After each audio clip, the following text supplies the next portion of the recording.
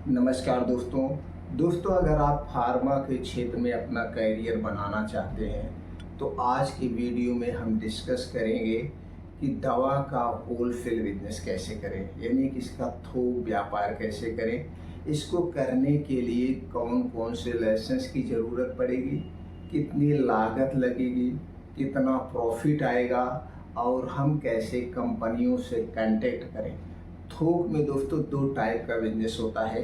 एक होलसेल का बिजनेस होता है जिसे आप एजेंसी के तौर पे कह सकते हैं, थोक विक्रेता कह सकते हैं। और दूसरा होता है सीएनएफ। सीएनएफ का मतलब होता है पूरे स्टेट के आपके पास पर पार्टिकुलर एक कंपनी का माल होगा।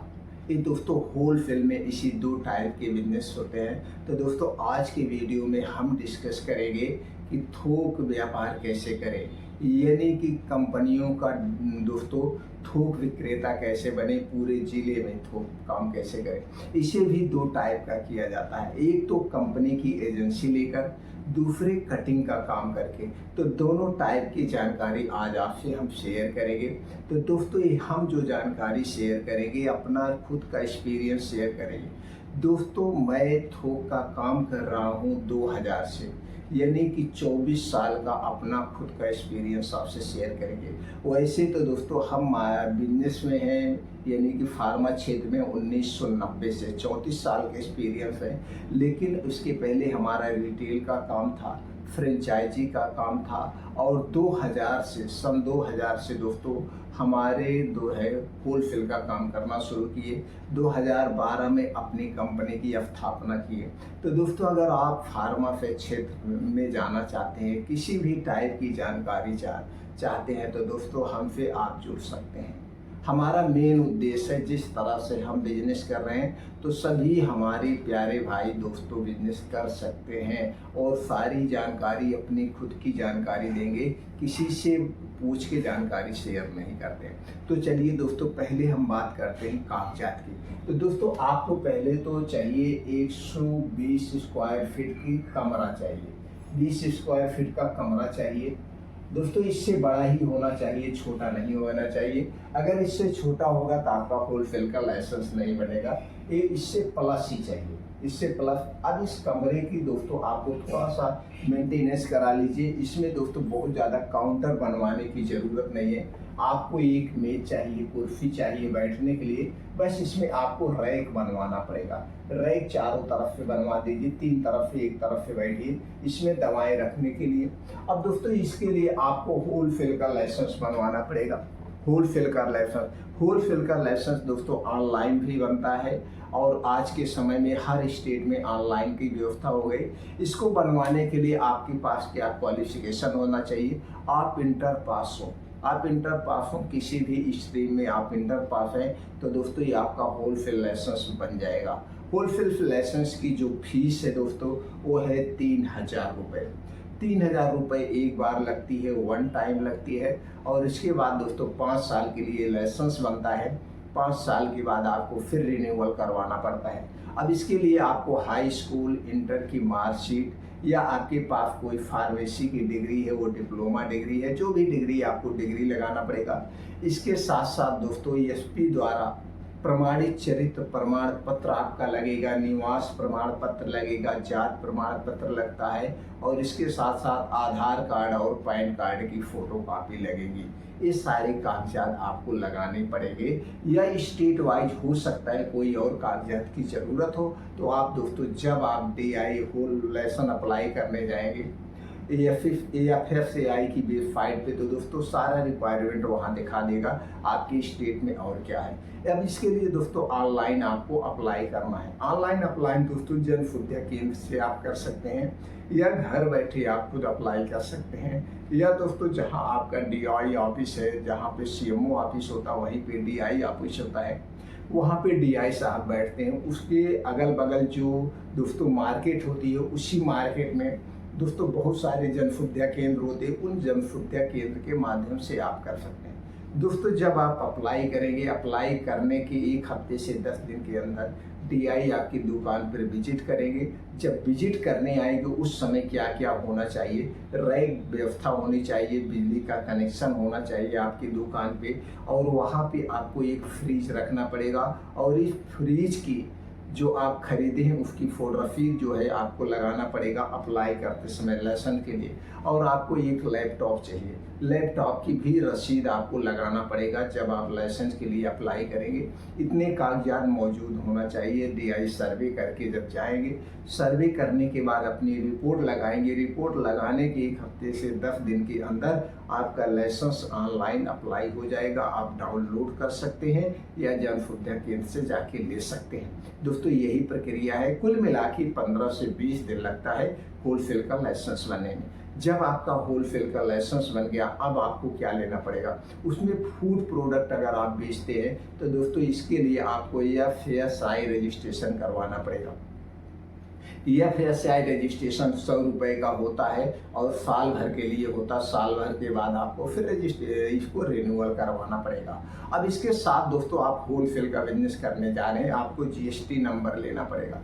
GST number free of cost है, आप जन सुविधा केंद्र पे जाके खुद अप्लाई कर सकते हैं। लेकिन दोस्तों ऐसा मत करना, क्योंकि अभी आप बिजनेस में नए हैं, आपको पता नहीं है। सेल टैक्स की फाइल रिटर्न करना पड़ता है, तो फिर आप फाइल रिटर्न करने के लिए हर बार किसी न किसी को ढूंढेंगे। तो सबसे बेटर ये है आप सेल टैक्स ऑफिस जाइए, वहाँ पे सेल टैक्स एडवोकेट होते हैं, उनसे मिलिए, उनके माध्यम से GST नंबर ले लीजिए, उनका आपका संपर्क बन जाएगा तो आपको फाइल रिटर्न करने में आसानी होगी। कितना आपने खरीद किया, कितना परचेज किया। देखिए दोस्तों, बिजनेस हमेशा रियल करना चाहिए, कोई धोखाधड़ी का नहीं करना चाहिए जिससे आप कानूनी दांव-पेच में फंस सके। तो हमेशा रियल अच्छा बिजनेस करेंगे तो कभी ना आपको डर रहेगा और आपका बिजनेस हमेशा चलेगा।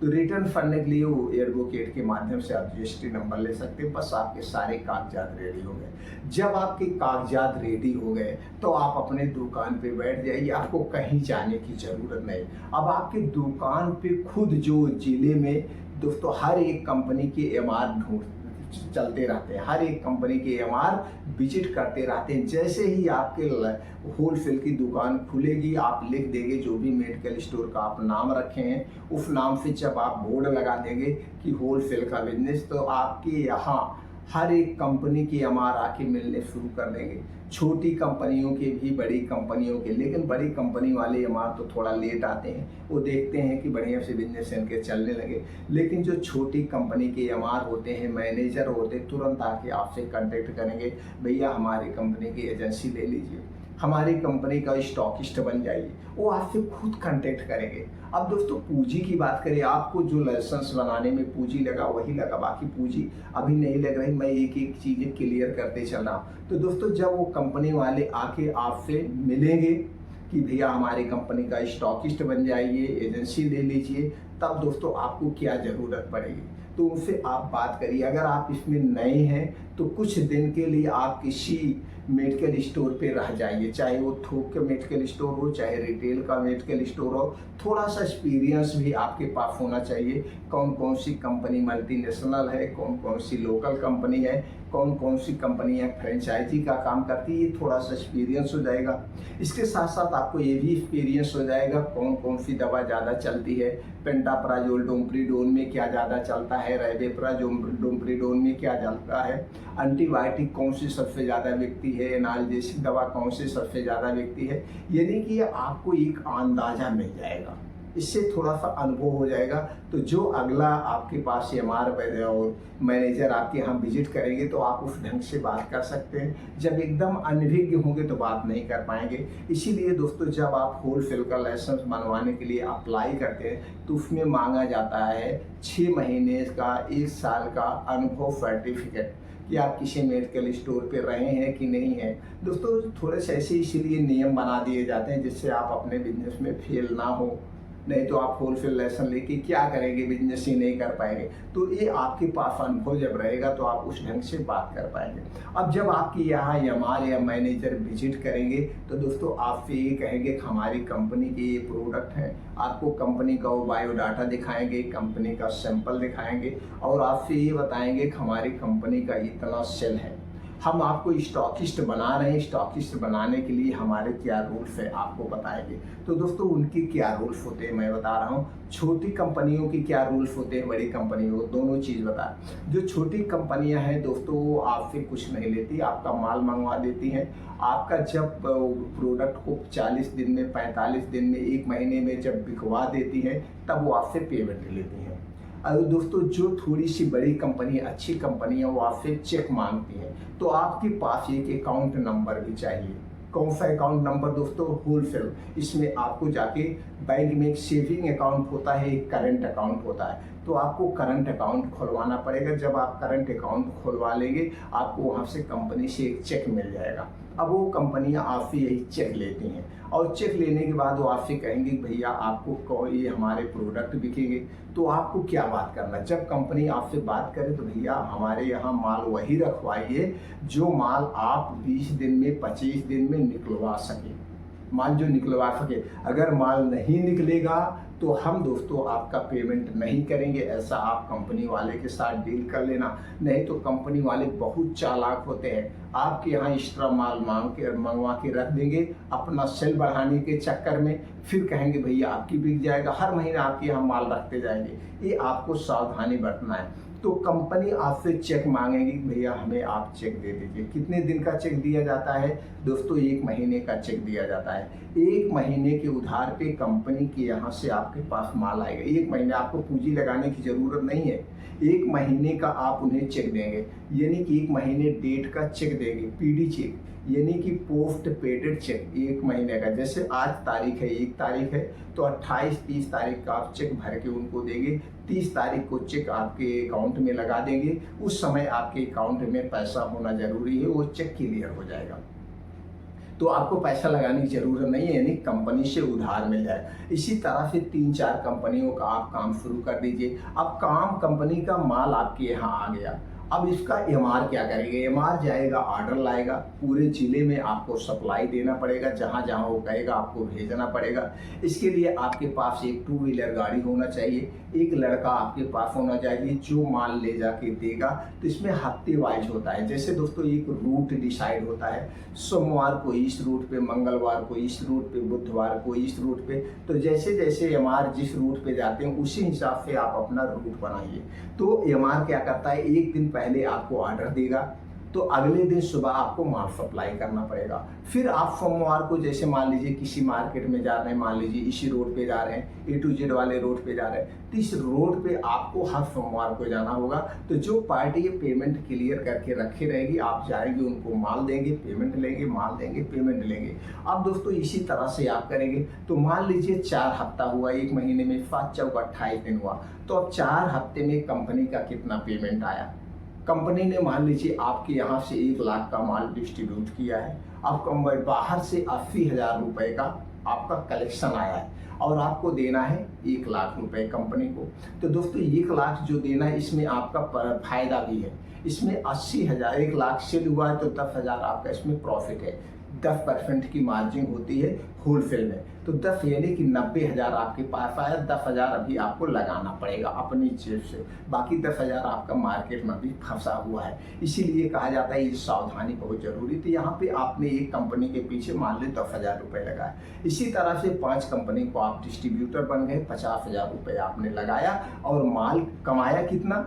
मान लीजिए 1 लाख 5 कंपनियां बेची तो आपको 10% मिल रहा है, 50,000 आपकी इनकम हुई, 50,000 जितना लगाया आपकी पूंजी बराबर हो गई। इस तरह से दोस्तों ये प्रॉफिट होता है, इसमें नुकसान आपका नहीं होता। हाँ, एक चीज़ आपको सावधानी बारीकी लेना पड़ेगा, कंपनियां हमेशा बड़ी चालाक होती है, हमारे बड़े चालाक होते हैं। आपका माल किसी पार्टी के यहाँ 10,000 का 20,000 का रखवाती है, तो जब ज़्यादा माल वो रखवाने लगे किसी मेडिकल स्टोर को, उनसे कहना भैया जब पेमेंट आएगा तभी मैं माल दूंगा, तभी मैं पेमेंट करूंगा, नहीं तो मैं आपका चेक रोक दूंगा।